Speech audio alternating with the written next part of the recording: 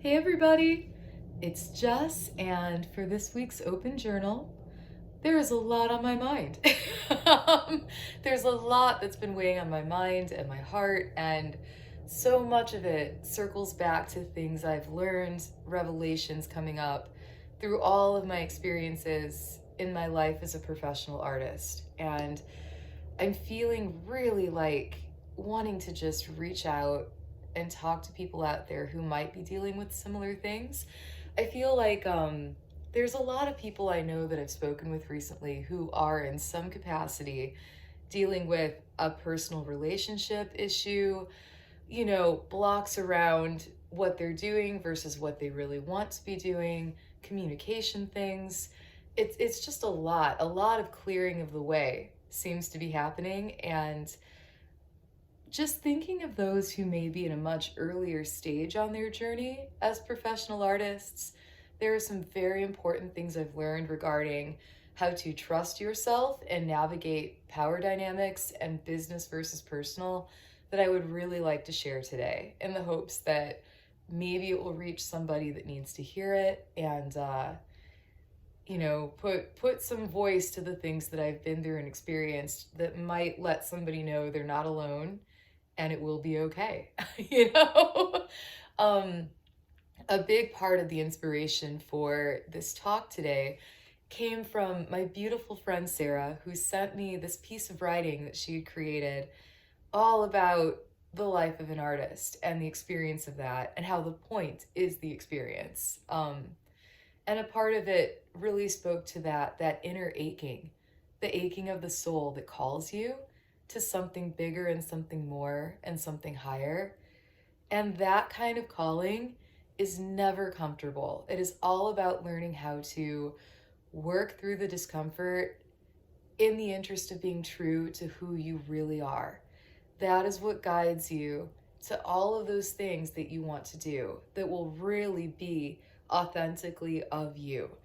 And as artists, I think sometimes it's really easy to become distracted or pulled or have our energy compromised by the wants and needs of others, especially those we care about.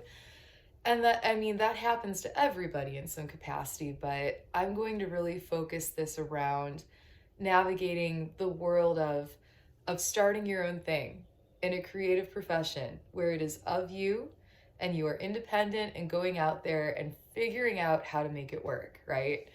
All right. So, really, the first key thing I'd like to talk about is that just irreplaceably essential need to listen to yourself, to really trust yourself, and to take action and make decisions in a way that is true to who you are. Um, it is much easier said than done, and it is going to evolve. That thing is going to look different from one project to another project, from one form of art to another. We are always evolving, and who you are is evolving with that. So the key is to constantly listen in, because that inner aching and that light and that longing is going to tell you before anybody else can what is really going to bring you into your highest place of happiness and joy and fulfillment as a creator. Um, I do think often we can become distracted by the well-intentioned suggestions of others and what they think we should be doing. If we're really good at a particular kind of thing, it may seem obvious to a friend or family member, oh, you should really do that for a living. You're awesome at that. But that may not be a style you love. That may just be something that you've learned, but that's not going to carry that real passion forward. Because it is about the experience. I mean, we're artists, so we can experience life on a deeper level and reflect on that and share that. And navigating the professional world and the business world with that deeply personal thing, there are so many dynamics that happen that can make us feel like maybe we're not where we're supposed to be or doing it wrong. The thing is, guys, there is no wrong way. This is like totally uncharted waters. And that's why it's scary and intimidating, but it also holds the highest amount of possibilities. So you have to be that compass. And the only thing that will be that compass is that thing within you that tells you what you really want. Uh, yeah, I mean, a lot of the actual following of that comes down to speaking through discomfort, to really embracing the fact that you're not going to be comfortable, that it's an open rocky sea and you have no idea what's going to happen. And on that thing, in speaking through the discomfort, you're going to see things revealed in other people. I think this is what a lot of people are going through. It's the revelation that there are maybe intentions or aspects or ideas others have in relation to them that they did not see or that do not match what they want. So, speaking through that discomfort is very difficult. It's a very hard thing to navigate, but it is so critical for any real growth to occur. And as an artist, you are constantly growing and constantly evolving, and your business and your career reflects that. So, it's okay to have something work for a while and then release it when it's no longer doing that. That's actually a very normal cycle. And I feel like the traditional career path still pressures people to choose one thing and do that for a very long time, but that doesn't necessarily bring security or fulfillment. So it's kind of like you're going against a little bit of that conditioning when you step into entrepreneurship and being an artist, because it's not going to match what other job structures are. So just know that it's going to be unique to every single person, and to really like listen to yourself before any other voices. We all like seek advice and guidance, of course, but take that in, but still listen to you, you know? That's the first bit of very powerful truth that's been hitting me in my own life. And I just wanted to share that. It's like the further I go, the quicker I can realize it, but it's still hard, you know? Um, the next thing I really want to speak about is self-worth and navigating power dynamics, because there is this historic, long-standing thing with artists and patrons, and it's a relationship. That's what it should be. I think, though, because our society places so much emphasis on money and the importance of money, that the patron has a little bit of an advantage and the artist can often be disempowered by the people with the money. So here's the thing.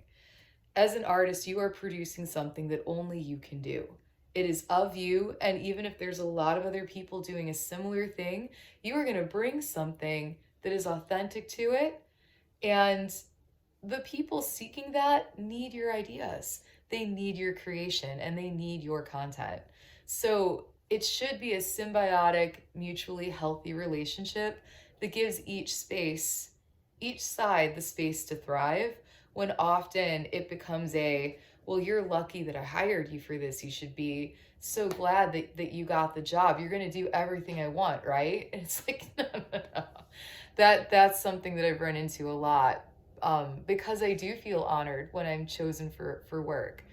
And I want to give. And because we love what we do and we're excited to give and have that opportunity, we will often compromise our own well-being and push our own selves down because of that dynamic. And the thing is, they need you just as much, if not more, than you need them. And it's going to take time as you navigate your career and what you want to do to figure out which kinds of situations and relationships are nurturing to you and open prosperity and help you really feel like you can give your best, and which ones are asking more than what you're willing to give for what they're offering. There is nothing wrong in saying no. It is healthy to say no. I feel like there's also a kind of conditioning where it creates a complex of, if you say no too much, then you're not going to have any opportunity. No, that's not true. If you say no to one thing, you're opening space to say yes to something better.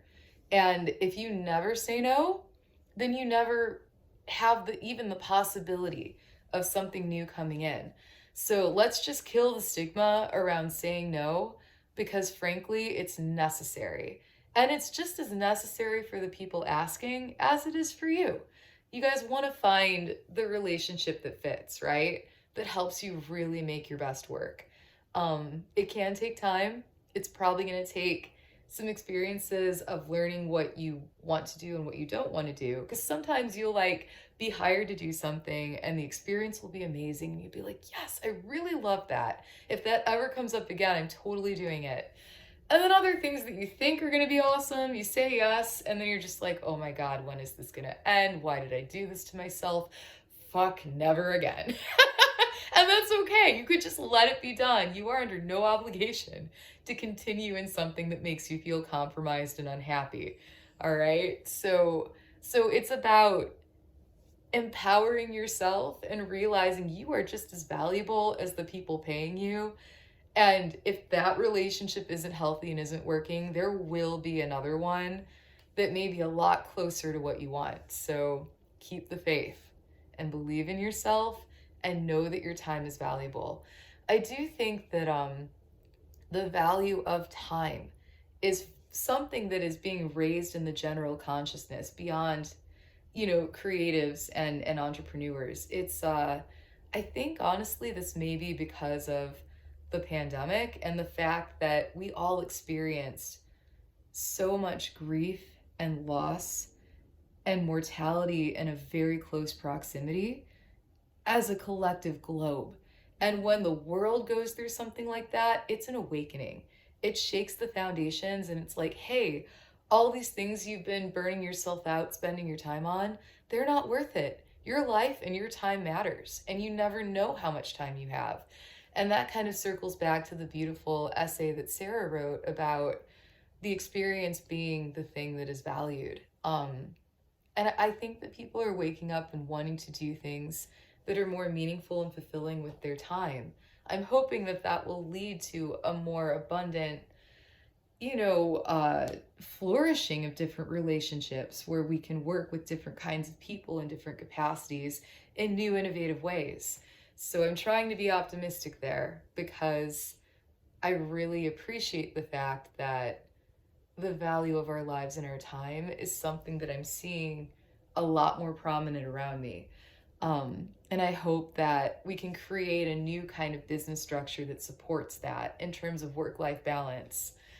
Um, Back to the thing with power dynamics and implicit bias and hierarchy, I do think that there are levels of hierarchy that are very unhealthy, a lot of which is tied to money and the people who are doing the hiring, and really remembering, in spite of all of that, that without you, there is no thing. So always remember that.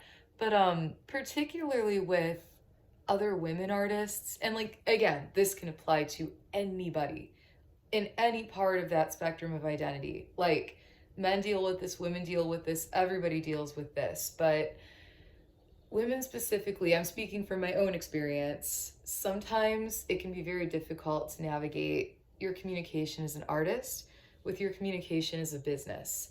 Because as artists, we show up with so much enthusiasm and joy for the things that we love doing. And our voice is very different in that capacity compared to when we need to discuss terms and conditions and payment.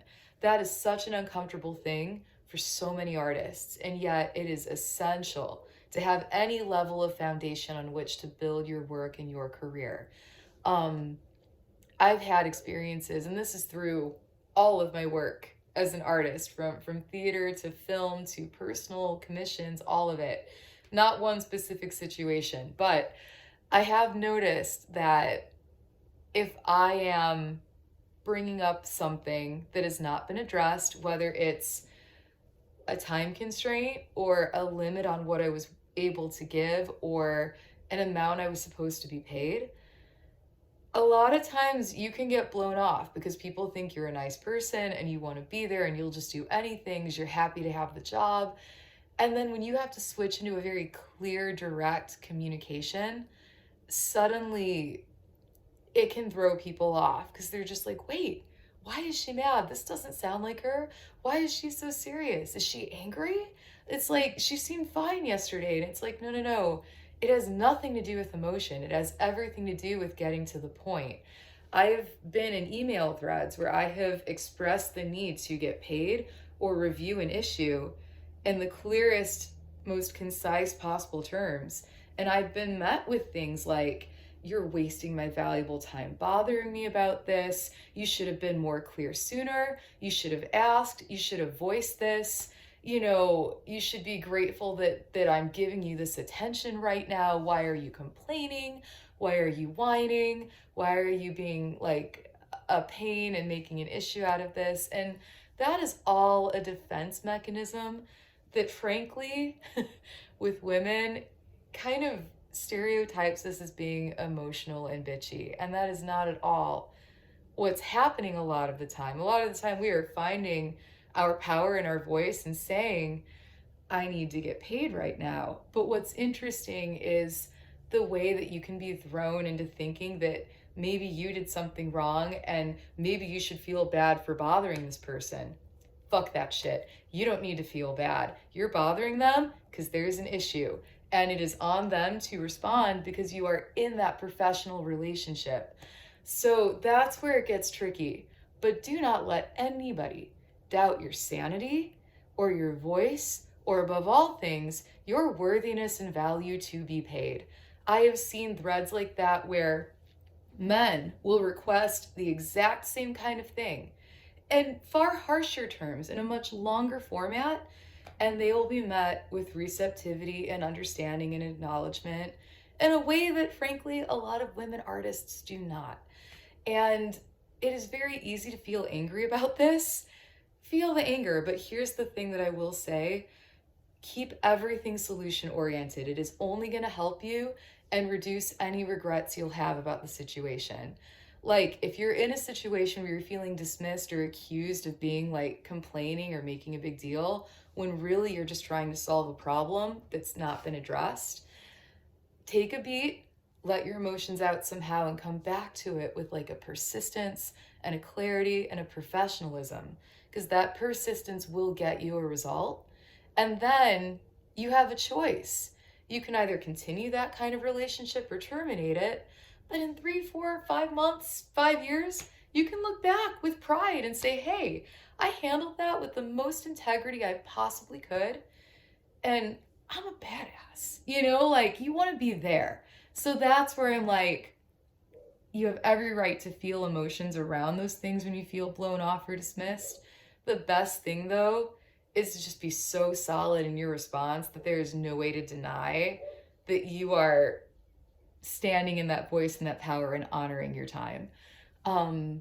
Yeah, like, so just know that, you know, I would like to follow that up by saying many of the men I work with are absolutely wonderful. I have incredible friends and business relationships. This is not like across the board by any means. These are like a few incidents with people who are older than me, or, you know, like maybe a little more advanced in their career than me, that felt like they could make me feel small or confuse me to avoid dealing with something. And don't let them push you around, man, because eventually we all find a way to stand up to that. And that is how we advance and really find our confidence and our empowerment. So empowerment is the last thing I want to touch on. The best thing I can tell you in living in this empowered direction with your art is, do not shrink yourself for other people's comfort. Have that strength to move through the discomfort, because people are going to have different insecurities that come out around you, and you are very good at something, and it doesn't have to be art. It could be anything that you've worked very hard at, that you're passionate about, that you've become really excellent at. People have a variety of reactions to that. Sometimes people are inspired and really excited by what they see you do. Sometimes they want to partner with you and be a part of that world.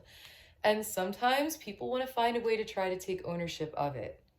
And those are all very different dynamics, personal dynamics, but remember that you are the one who has the choice, always. It is your work, it is your life, it is your passion, it is your business, and you're the source of that. You know what I mean? That's like a beautiful extension of you. So when you create a piece of art, for example, that is inherently your intellectual, artistic, creative property. What you choose to do with that, if you choose to sell it, if you choose to collaborate with it, if you choose to keep it, all your choice. And remembering that will help you be in a situation where you don't feel as disempowered or pressured to give something away to somebody just because they're telling you it's great and they want it. You know what I mean? Like, weigh that out, because some of those relationships you build are wonderful, and others are trying to take possession of something in a way that's not necessarily fair to you or honoring your time. So it's important to approach it with an open mind and know that you are the one that gets to determine where that work goes. And that's it. You know, like, all the advice in the world can come at you, but listen to yourself and be true to that. You will know where to go. You'll know where to give that work a new home, or you'll know where not to. So yeah, I've been thinking about all of this as new and beautiful opportunities on the horizon are happening. I've been clearing a lot of space in my personal life to really dedicate my time to my illustration and writing and things I truly, truly love, that I haven't really made enough time for lately. So I have my own shifts happening where I'm figuring it out. But just from my experiences in collaboration and business, and now that I'm really stepping into an independent kind of thing as an entrepreneur and an artist, I felt like I needed to share some of this learning with anybody that may be called to listen to it, because I want it to help people and let you all know you are not alone. Yeah, and if you enjoyed this video, I'm going to share it on my blog, which is jessieandgrumpygnome.com. I will include a link in the description, and I have a lot of fun stuff that I'm developing for that. It's an art and travel blog site. It's going to have a small shop filled with like fun curiosities and wonders of the earth, like crystals, old antique books, beautiful prints, handmade creations, you know, just little things I do around my work as an illustrator that fill out and in like just my creative life and inspire me, that I'm happy to share with others. So lots of fun creative things are coming in that direction, and I'm so honored and happy to be able to share these thoughts with you all today. I'm wishing you the best possible week.